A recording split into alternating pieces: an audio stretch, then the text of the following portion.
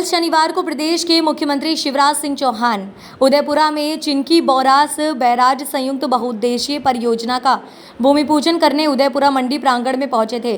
कार्यक्रम की समाप्ति के बाद जैसे ही मुख्यमंत्री का काफिला हेलीपैड जाने लगा तो मंडी गेट के बाहर मौजूद करणी सेना के लोगों ने मुख्यमंत्री को काले झंडे दिखाए और जमकर नारेबाजी की। पुलिस ने मोर्चा संभालते हुए सभी करणी सैनिकों को गिरफ्तार कर लिया और पुलिस थाने ले गई। वहीं करणी सैनिक इस कार्यवाही से नाराज होकर रोड पर ही बैठ गए और जमकर नारेबाजी करने लगे। उदयपुरा पुलिस ने 2 करणी सैनिकों पर केस दर्ज किया। वहीं करणी सेना के मुखिया जीवन सिंह शेरपुर आज उदयपुरा पहुंचे। कल उदयपुरा मुख्यमंत्री के कार्यक्रम में करणी सेना द्वारा किए गए विरोध प्रदर्शन और काले झंडे दिखाने पर गिरफ्तार किए गए करणी सैनिकों के समर्थन में आज करणी सेना के अध्यक्ष जीवन सिंह शेरपुर ने पुलिस थाना के सामने विरोध प्रदर्शन किया। उनकी मांग है कि सेना के जो 2 लोगों के खिलाफ पुलिस ने कार्यवाही की उसको निरस्त कर तुरंत गिरफ्तार सैनिकों को छोड़ा जाए। उन मांगों को तुरंत स्वीकार किया जाए। यदि सेना की इन मांगों पर कोई कार्यवाही नहीं होती है तो मुख्यमंत्री शिवराज सिंह चौहान के साथ साथ प्रधानमंत्री मोदी जी का भी चुनाव में विरोध किया जाएगा। सर, ऐसा क्या मामला है कि आखिर आपको भी आना पड़ा? ऐसी क्या समस्या आ गई है? अभी तो हमें यही समझ में नहीं आ रहा कि हम लोकतंत्र में जी रहे हैं या फिर वापस से अंग्रेजों का राज आ गया है। जी, जब भी हम लोकतांत्रिक व्यवस्था में हमारे मुद्दों को लेकर कोई प्रदर्शन करते हैं तब हमारे को दबाया जाता है, डराया जाता है, धमकाया जाता है। हमने 8 जनवरी में आंदोलन किया था जिसका जन आंदोलन नाम दिया था। सारे समाज, सारे वर्ग के लोग उपस्थित हुए थे और हमारी 18 सूत्री मांगों को भारतीय जनता पार्टी के मुख्यमंत्री और उनके मंत्रियों ने मानी थी और कहा था कि 2 महीने में पूरा करेंगे। जब उनने 2 महीने में पूरा नहीं किया, 1 महीने का समय हमने एक्स्ट्रा दिया था, तब हमें लगा कि हमारे साथ विश्वासघात हुआ है। हमारे आंदोलन को छल पूर्वक खत्म किया गया। तब से हर एक करणी सैनिक, हर नगर, हर गांव में जहां भी शिवराज सिंह जी जाते हैं उनका हम विरोध करते हैं। लोकतांत्रिक व्यवस्था में लोकतांत्रिक तरीके से विरोध करते हैं, काले झंडे बताते हैं और वापिस घर आते हैं। पर जब हम काले झंडे बताने जाते हैं तो यहाँ के एसपी साहब, जैसे कि यहाँ के ऐसे सभी जगह का प्रशासन किसी को थप्पड़ मारता है, किसी को चाटा मारता है या किसी को ये बोलता है। हमारे पास यहाँ के जो एसपी है उनकी रिकॉर्डिंग है, वो बोल रहे हैं यदि काले झंडे बताओगे तो जूते मारेंगे। तो हम भी ये देखना चाहते हैं कि मोदी जी के राज में और शिवराज मामा के राज में लोकतांत्रिक व्यवस्था खत्म हो रही है या चालू है।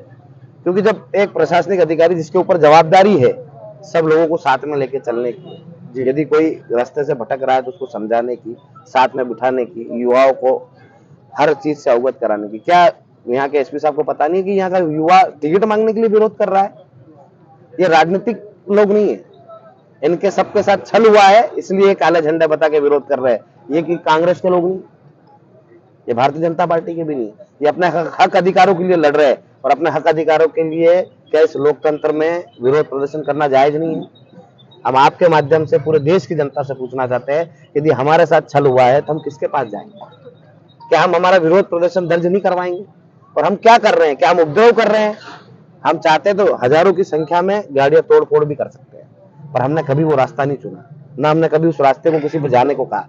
हमने कहा लोकतांत्रिक व्यवस्था में शांतिपूर्ण तरीके से अपना विरोध दर्ज करवाना है। जब हमारा विरोध दर्ज हो जाता है तो हम चले जाते हैं। और उस क्या नाम है आपका? मेरा नाम हेमंत राजपूत है। हेमंत जी, क्या वजह है आप उदयपुरा थाने के सामने बैठे हैं? आखिर क्या है आपकी मांग? लोकतांत्रिक तरीके से कल शिवराज जी की जन आशीर्वाद यात्रा का काले झंडे दिखाकर विरोध प्रदर्शन किया गया, जो पूरा अनुशासनात्मक था, उसमें कुछ भी नकारात्मक नहीं था, सब अनुशासन के दायरे में किया गया। उसके बाद भी हमारे करणी सैनिकों को जबरदस्ती अंदर डाला गया और कुछ करणी सैनिकों पे FIR भी दर्ज की गई और उन लोगों के साथ अभद्रता के साथ व्यवहार किया गया।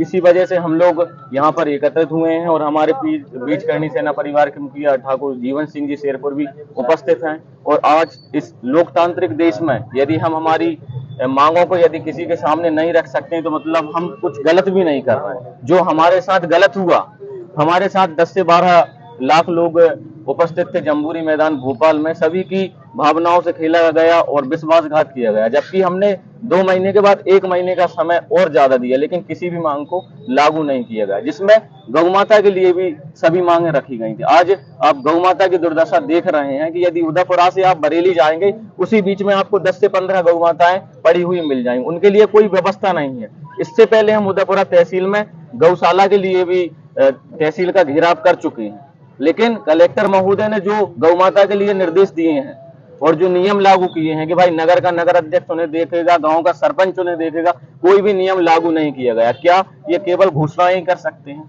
अब क्या एजेंडा होगा आपका? एजेंडा यही होगा कि हम इन्हें इस बार वोट से चोट देंगे। करणी सेना परिवार पूर्ण रूप से विरोध करेगा यदि हमारी मांगों को लागू नहीं किया गया तो।